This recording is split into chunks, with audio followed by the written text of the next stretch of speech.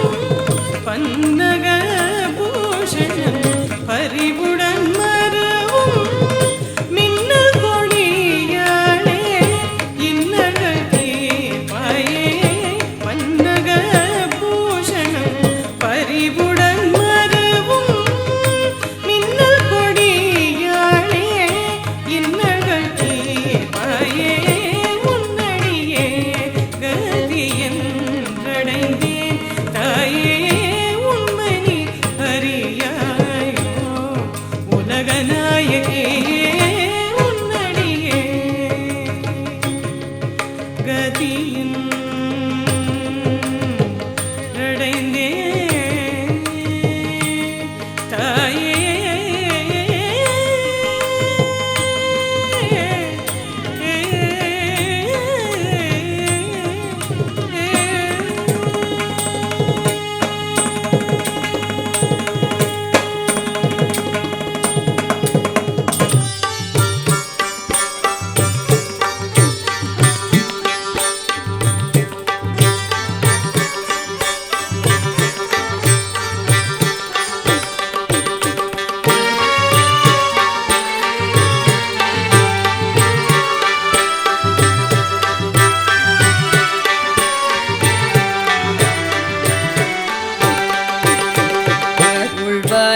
அங்கையர் கண்ணியே என் அன்னையே அருள்வாய் அங்கையர் கண்ணியே என் அன்னையே அருள்வாய் அங்கையர் கண்ணியே என் அன்னையே அருள்வாய் அங்கையர் கண்ணியே என் அன்னையே அருள்வாய் அங்கையர் கண்ணியே என் அன்னையே அருள்வாய் அங்கையர் கண்ணியே என் அன்னையே அருள்வாய் அங்கையர் கண்ணியே.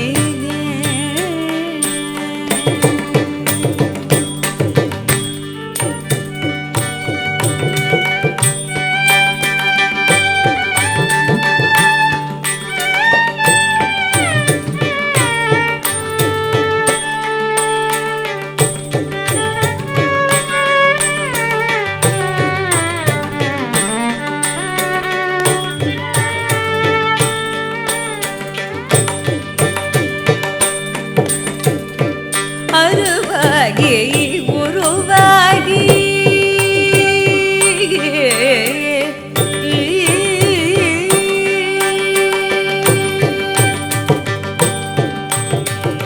அருவாகி உருவாகி அகத்தில் எழும் பொருளாகி அருவாகி உருவாகி அகத்தில் எழும் பொருளாகி அருவாகி உருவாகி அகத்தில் எழும் பொருளாகி அருவாகி உருவாகி அகத்தில் எழும் பொருளாகி திருவென்ற தமிழில் தெள்ளமுத செல்வியே அருள்வாய் அங்கையர் கண்ணி அருவாகி உருவாகி அகத்தில் எழும் பொருளாகி திருவென்ற தமிழில் தெள்ளமுத செல்வியே அருள்வாய் அங்கையர் கண்ணியே என் அன்னையே அருள்வாய் அங்கையர் கண்ணியே.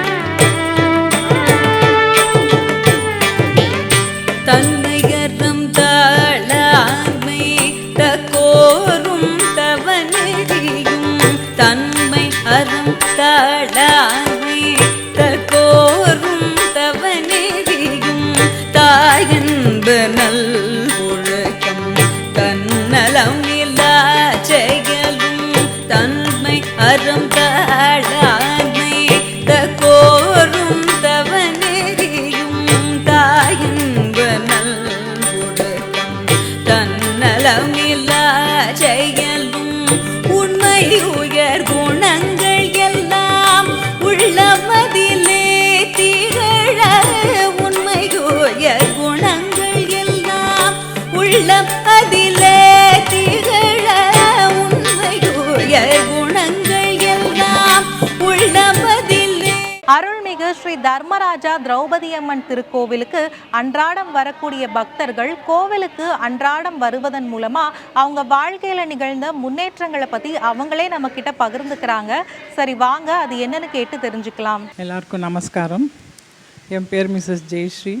இது என் கணவர் ஜனார்தனன், இந்த கோவிலோட தர்மகர்த்தா. இந்த கோவில் நாங்கள் பரம்பரையாக நாங்கள் ஆண்டுட்ருக்கோம். என் வீட்டுக்கார் 5வது தலைமுறையாக நாங்கள் பார்த்துட்ருக்கோம். இது எங்கள் முன்னோர்களால் கட்டப்பட்ட கோவிலுங்க. ரொம்ப சக்தி வாய்ந்த கோவில், பழமையான கோவில்.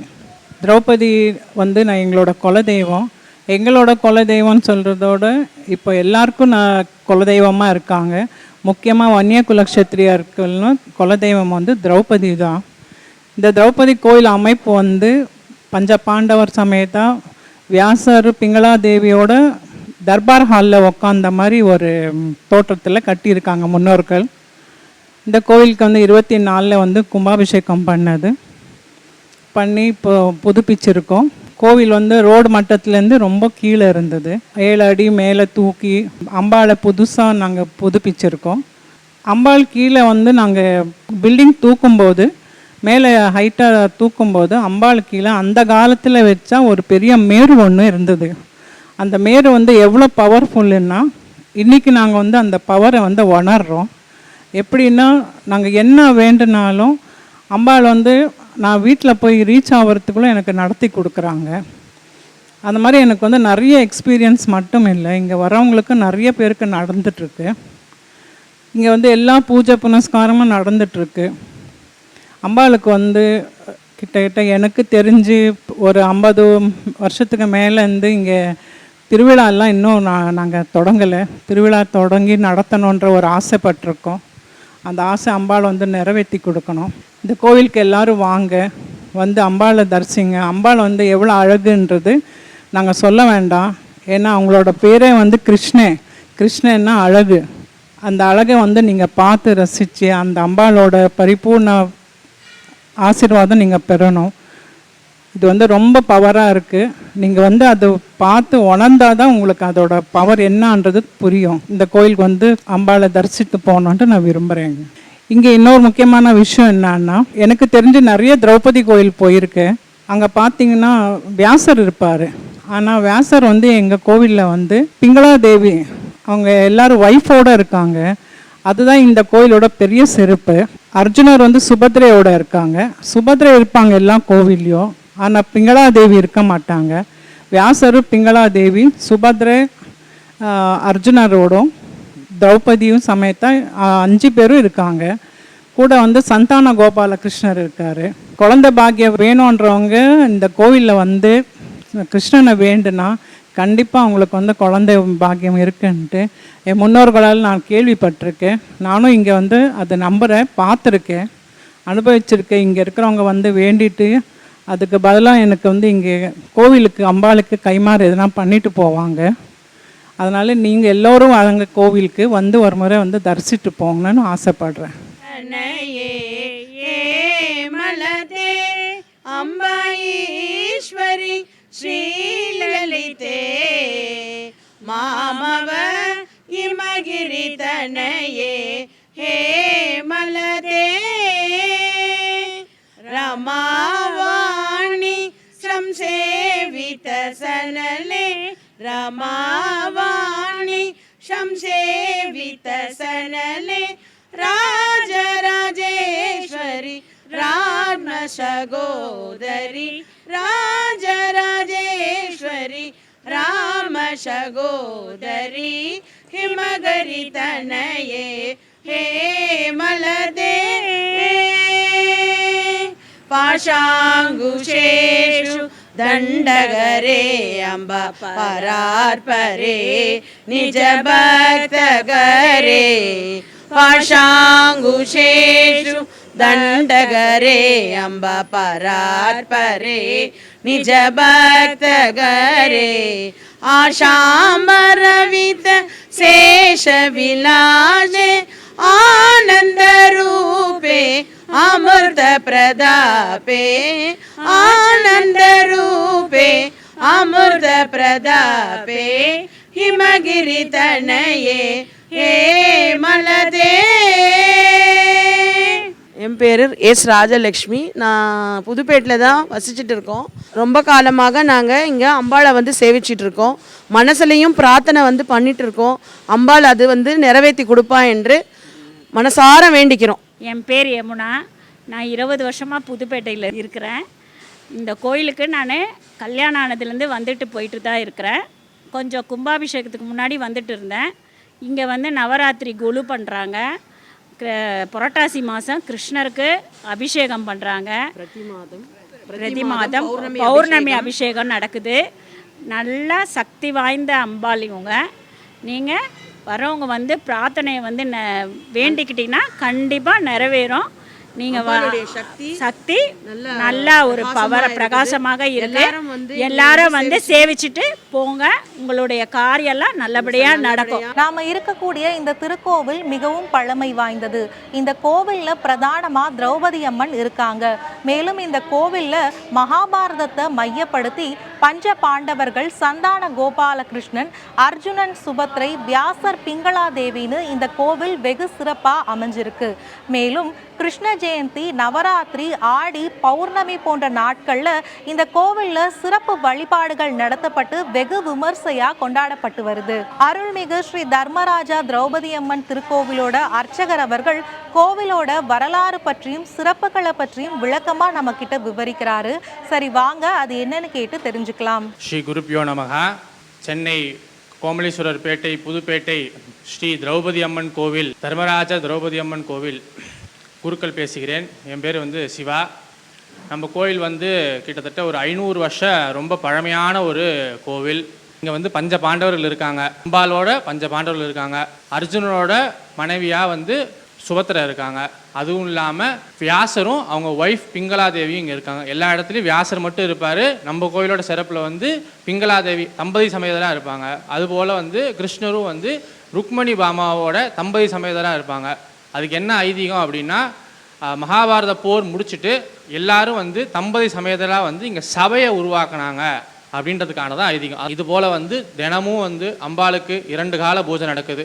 காலையில் 8லேருந்து 9க்குள்ளே மகாபிஷேகம் அம்பாளுக்கு நடந்து மகா சிறப்பான பூஜை காலை வேளையில். மாலை 6 மணிக்கு மேலே அம்பாளுக்கு லலிதா சகஸ்ரநாம பாராயணம் பண்ணி தினமும் பூஜை நடக்க உள்ளது.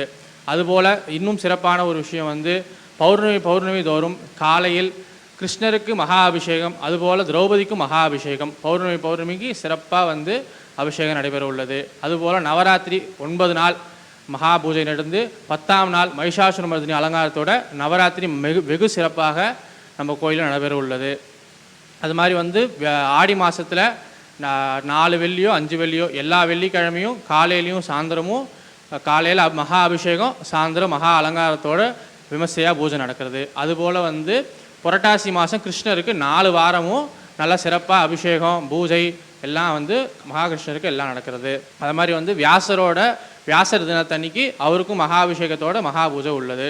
பஞ்ச பாண்டவர்கள் திரௌபதி எல்லாருக்குமே வந்து வருஷத்தில் ஒரு நாள் நம்ம கும்பாபிஷேக நாள் அன்னைக்கு மகா சிறப்பான அபிஷேகத்தோட அம்பாள் வந்து வீதி புறப்பாடு ஆகவா. நம்ம கோயிலில் சிறப்புன்னு பார்த்தோன்னா கணபதி இருக்கார், ஹனுமான் இருக்கார், கிருஷ்ணர் ருக்மணி பாமாவோட இருக்காங்க. சுற்றி பிரகாரம் சுற்றி வரும்போது நாகர் இருக்காங்க.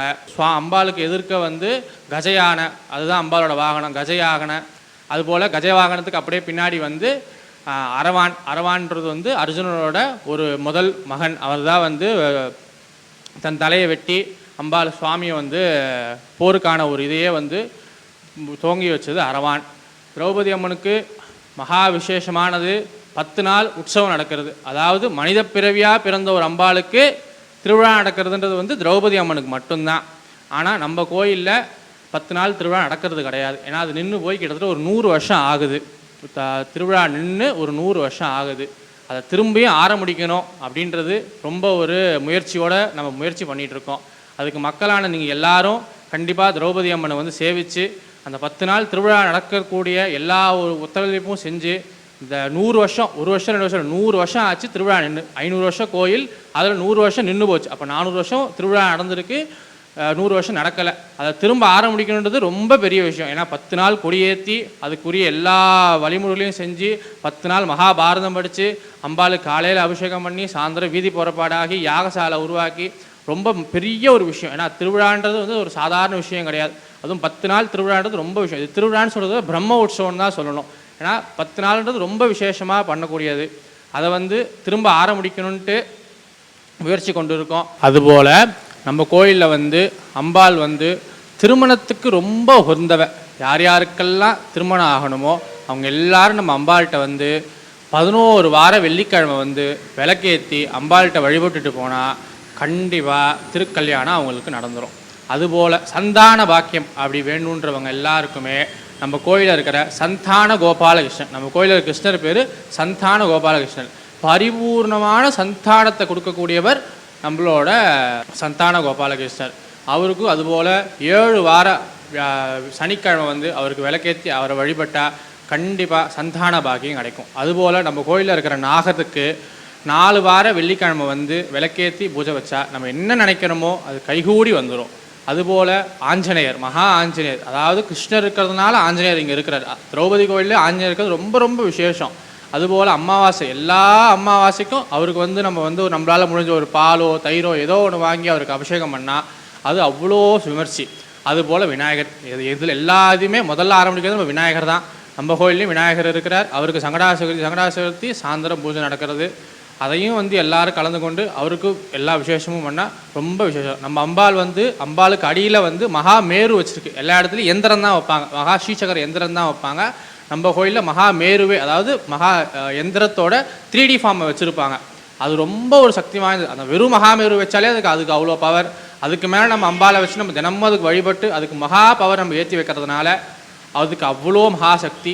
அதனால் புதுப்பேட்டையில் இருக்கிற எல்லா மக்களும், இன்னும் உலகத்தில் இருக்க எல்லா மக்களும் நம்ம கோயிலில் வந்து திரௌபதி அம்மனை சேவித்து தரிசிக்குமாக கேட்டுக்கொள்கிறோம். நன்றி, வணக்கம். குருப்பியோ நமஹ. இன்றைய மண்ணின் சாமிகள் நிகழ்ச்சிக்காக சென்னை கோமலீஸ்வரன் பேட்டை பகுதியை சேர்ந்த அருள்மிகு ஸ்ரீ தர்மராஜா திரௌபதி அம்மன் திருக்கோவிலுக்கு தான் இன்னைக்கு நாம வந்திருந்தோம். வந்ததும் திரௌபதி அம்மனை தரிசிச்சோம். அதுக்கப்புறம் திரௌபதி அம்மனுக்கு அபிஷேகமும் ஆராதனையும் நடந்துச்சு. அதன் பிறகு கோவிலுக்கு அன்றாடம் வரக்கூடிய பக்தர்கள் கோவிலுக்கு வருவதன் மூலமா அவங்க வாழ்க்கையில நிகழ்ந்த அற்புதங்களை பத்தி அவங்களே பகிர்ந்துக்கிட்டாங்க. அது என்னன்னு கேட்டு தெரிஞ்சுக்கிட்டோம். அதுக்கப்புறம் கோவிலோட அர்ச்சகர் அவர்கள் கோவிலோட வரலாறு பற்றியும் சிறப்புகளை பற்றியும் விளக்கமா நம்ம கிட்ட விவரிச்சாரு. அதையும் என்னன்னு கேட்டு தெரிஞ்சுக்கிட்டோம். நீங்களும் அருள்மிகு ஸ்ரீ தர்மராஜா திரௌபதி அம்மன் திருக்கோவிலுக்கு வந்து வழிபட்டு அருள் பெறுங்க. மீண்டும் இது போன்ற ஒரு நிகழ்ச்சியில் சந்திப்போம். அதுவரை உங்களிடமிருந்து விடைபெறுவது பிரீத்தி. நன்றி, வணக்கம்.